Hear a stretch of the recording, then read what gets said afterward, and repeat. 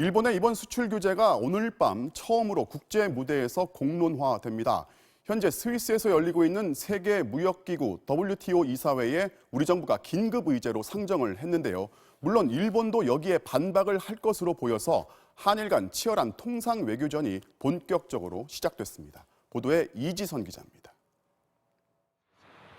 자유무역을 기치로 내걸고 있는 세계 무역기구. 우리 시각으로 오늘 밤 자정쯤 160여 개 회원국 앞에서 한국에 대한 일본의 수출 규제가 긴급 의제로 오릅니다. 국제 무대에서 이 문제가 공론화되는 건 처음입니다. 어제 제네바에서 우리가 일본의 수출 규제 문제를 현장에서 추가 의제로 긴급 상정을 했습니다. WTO 상품무역이사회에는 주로 차석 대사가 참석하지만 이번에는 백지아 주 제네바 대표부 대사가 직접 나서 일본의 수출 규제가 부당한 보복 조치임을 강조할 계획입니다.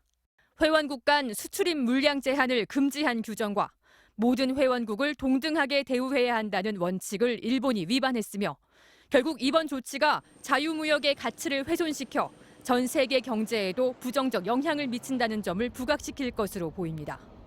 일본도 한국의 발언이 나오면 안보를 위한 조치라고 반박하겠다는 입장을 자국 언론에 밝힌 상태여서 치열한 공방이 예상됩니다. 일본이 규제의 근거로 삼은 불화수소 북한 반출 의혹 제기에 우리 정부는 다시 한번 정식으로 반박했습니다. 성윤모 산업부 장관은 관련 기업들을 모두 조사한 결과 불화수소 수출부터 사용까지 모두 적법하게 이행되고 있다며 북한으로 유출된 증거는 어디에도 없다고 단언했습니다. 근거가 있다면 일본은 유엔 안보리 결의 당사국으로서 구체적인 정보를 한국을 포함한 유관 국가와 공유하고 긴밀히 공조하는 것이 책임 있는 자세일 것입니다.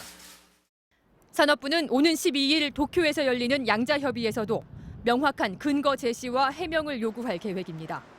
이번 사태의 중재자가 될 수 있을 미국에 대해서도 외교 채널을 총가동합니다.